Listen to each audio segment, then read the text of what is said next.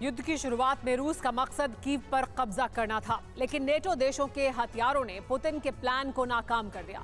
अब 23 महीने बाद पुतिन कीव से पहले यूक्रेन के तटीय इलाकों पर कब्जा करेंगे ताकि काला सागर पर पूरी तरह रूस का कब्जा हो सके।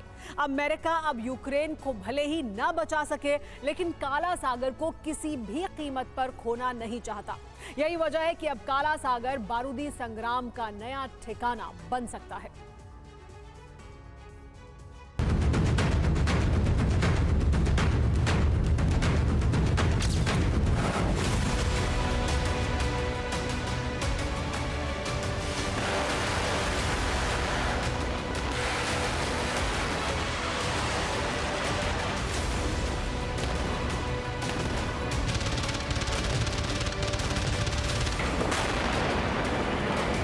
कई खतरनाक फाइटर जेट और अटैक हेलीकॉप्टर लेकर चलने वाले एयरक्राफ्ट कैरियर।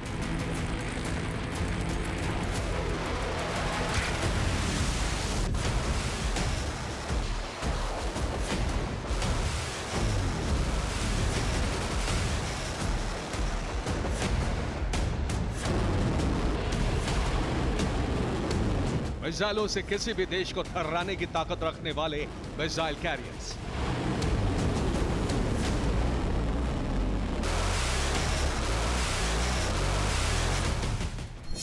महीनों पानी के भीतर रहने वाली पनडुब्बियां।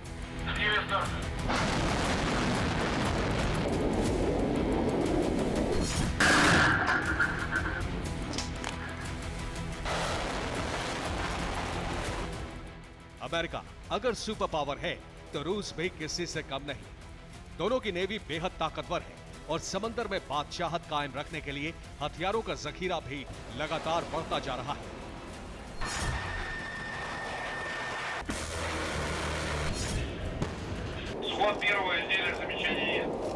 यूक्रेन पर विध्वंसक प्रहारों के साथ ही अब रूस की नजर फिर काला सागर पर है। रूस काला सागर से यूक्रेन को अलग करने की कोशिश में है। काला सागर पर कब्जा करके नेटो को इस इलाके से दूर करने की रणनीति है। रूस यूक्रेन में जीत हासिल करने के साथ ही ब्लैक सी में वर्चस्व कायम करने में जुट गया है। रूस अब जबरदस्त एक्शन मोड में आ चुका है। अब तक तो यूक्रेन की जमीन ही बम गोला बारूद से धड़क रही थी, लेकिन अब समंदर में विध्वंसक हथियारों से खलबली मचने वाली है। यूक्रेन के तमाम तटीय शहरों की बलि ली जा सकती है, क्योंकि प्रेसिडेंट पुतिन ने काला सागर में बारूदी कोहराम मचाने के लिए अपने सुपर योद्धाओं को वॉर मोड में रहने का आदेश दिया है।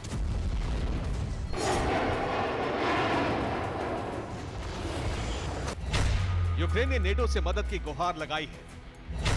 ब्लैक सी कॉरिडोर की सुरक्षा बढ़ाने की गुहार लगाई। नेटो से एस्कॉर्ट करने के लिए युद्धपोत भेजने की मांग की गई।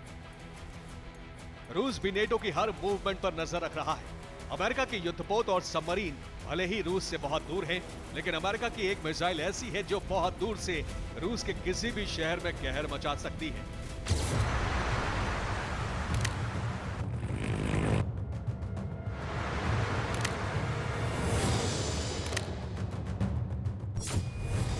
रूस के नेवी कमांडर ने चेतावनी दी है कि अमेरिका की टॉमहॉक मिसाइलें रूस के लिए बेहद घातक हैं। अमेरिका के कई युद्धपोत पर टॉमहॉक मिसाइल लैस है।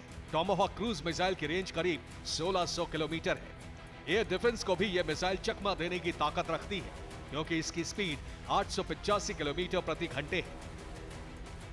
हालांकि रूस की कैलिबर क्रूज मिसाइलें इससे भी ज्यादा घातक और तेज रफ्तार वाली है, लेकिन रूस के नेवी कमांडर टॉमहॉक को इसलिए खतरनाक मान रहे हैं क्योंकि अगर काला सागर के किसी भी हिस्से से यह मिसाइल दागी गई तो रूस के किसी भी शहर में तबाही मचाई जा सकती है।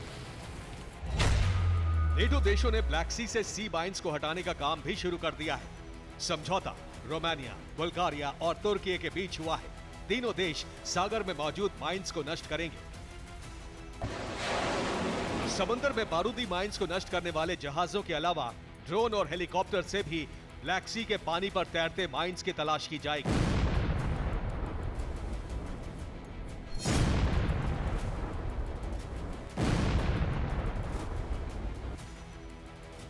ब्लैक सी यूरोप और एशिया के बीच है, लिहाजा इसे गेटवे ऑफ यूरोप कहा जाता है। लेकिन रूस यूक्रेन युद्ध ने समंदर के इस हिस्से को सबसे बड़ा वॉर जोन बना दिया है।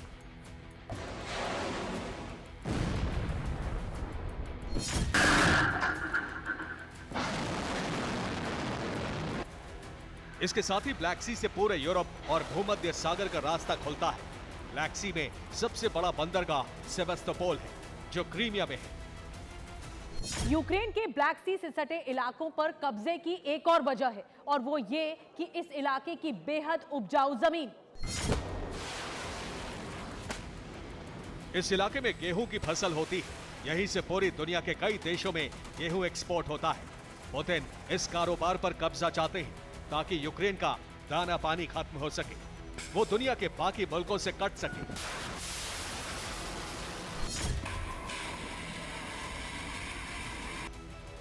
इतना ही नहीं, ब्लैक सी से लगते रूस के पड़ोसी जब से नेटो के मेंबर बने हैं, तभी से अमेरिका से लेकर ब्रिटेन तक के जंगी जहाज ब्लैक सी में गश्त लगाते रहते हैं। पुतिन ब्लैक सी से नेटो को पूरी तरह से आउट करना चाहते हैं। यही वजह है कि यूक्रेन के सभी बंदरगाहों और तटीय शहरों पर कब्जे का मिशन शुरू हो गया है। Bureau report, TV9, Bharatvarsh.